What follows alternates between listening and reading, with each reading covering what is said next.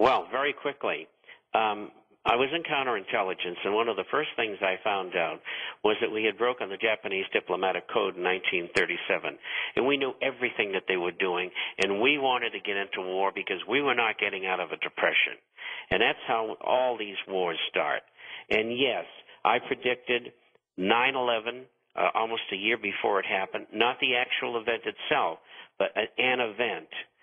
Second of all, I predicted that that would lead to the invasion and war in Iraq and Afghanistan. And the answer to the gentleman's question is very definitely yes. If you look at history, you will find when nations are in economic and financial trouble, they have a war. And you can take that to the bank if the bank is still there. All right, but I want to go back to your 9/11 statement. You say you predicted 9/11. What do you mean by that? I predicted that government or people behind government would create an event which would be used to get America into war. Okay, that would put you in the movement of those people who say that the Bush administration did this to us? Well, I don't know that it was the Bush administration per se. There are people who plan these things, the RAND Corporation and many other think tanks, not only in the United States, but throughout the world. And what they do is diabolical, and it's very difficult for the average decent human mind to contemplate that people can be so evil. But yes, I believe that it was planned. I think the administration knew about it. I think other people knew about it as well. There's so many questions. I am not an expert on the subject. I just believe there would have been an event, and 9/11 happened to be that event. Well, I'll go with you halfway on that. I'll say that I think the governments administrations look for opportunities, and they can hope for something like that in their own darkest self-interest. I'm just not willing to take the blame off the terrorists. Period. I'm just not willing to say that somehow only we could have done this to us. I think we have ample evidence that there's lots of people who are really good at doing, those types of mass murders. And I think we, as a country, we've learned a lot since then. I think the fact that we're going to we're going to make a reasonable effort on stopping somebody else from doing that again speaks to the fact that somebody else had actually successfully done it. But let's get to Greg in Florida on Coast to Coast, first time caller line. Greg? Yeah, hi, Ian. Thanks for taking my call. Bob, not to discount your comment on the 9/11 idea. Anyone, all they have to do is look to the Northwoods conspiracy. But that aside, my question is, I hold physical gold, not the ETF. I hold physical gold, and my question is, first off, is there a possibility that we could be headed to a world monetary idea? And also the Amero, has been brought up. Pardon me. The Amero has been brought up several times.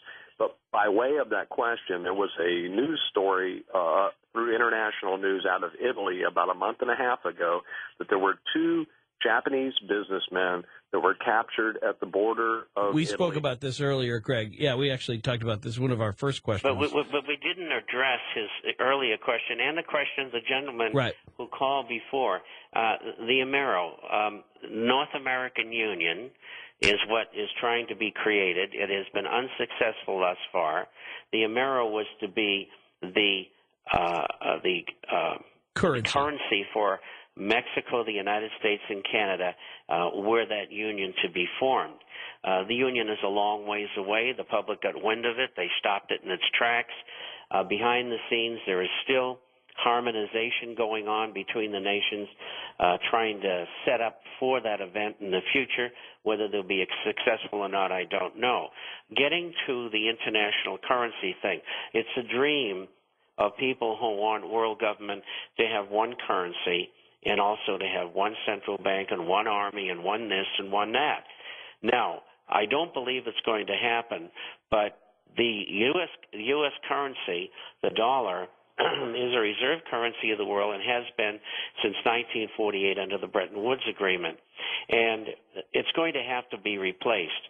And quite frankly, the people who are behind the scenes in America on Wall Street and banking have taken the situation so far that the dollar is really irretrievable as a reserve currency. So what is the answer? For trading purposes only, you can still have your internal currencies, but I do think they're going to have an international settlement trading currency, 20 major currencies banded together with a gold backing, which will be used in international finance. And as that happens, the importance of the U.S. dollar as a reserve currency will wane, because it'll no longer be the petrodollar. It'll be a combination of other currencies to be paid. And that currency, that unit, will change in value every second, 24 hours a day. So it'll be a free-floating currency, and that's what they're going to have to go to. All right. Jesse, I don't have a name again on the east of the Rockies line. Okay. Brian in Denver on Coast to Coast AM. Brian, go ahead. Yeah, hi guys. Thanks for taking my call. I guess the question that I have is a little bit more, theoretical or abstract. But as I've heard this issue discussed, regarding gold and other precious metals and their value, aren't they entirely, or isn't the value of them themselves entirely psychological, or almost entirely psychological? No, the value of gold and silver are based upon supply and demand, but they're also based upon the fitness of the rest of the currencies in the world. For the last 5 years, all of the currencies in the world have gone down versus gold. And the reason why is that for 6,000 years, people have used gold as a currency. And so when currencies are devaluing against each other and continue to degenerate in value because they print more money than they should, to make it simple, then what happens is people say, gee, my currency, the whatchamacallit, it keeps on going down, so I'm going to spend some of my money on gold. It's not theoretical. It's not esoteric. It's ground-based reaction to falling currencies. Okay, but what if they found a big, massive underground cave full of, unmined gold? Would that not drop the price of gold? If it really is supply and demand, and suddenly there's this huge supply of it, it can only help the price to go down, right? You're absolutely correct, but that has never happened, and gold Right. is not easy to find, not easy to extract, and it's expensive. And the mining industry is extremely financially intensive. So the chances of that happening are very small. In fact, over the last several years, production has fallen, and it's going to continue to fall for lack of exploration. And so the fresh gold coming to market that's been produced is going to continue to fall in the amount that's going to be available. All righty. We'll come back to the last round of questions and comments for Bob Chapman, international forecaster, next on Coast to Coast AM. This is Ian Punnett.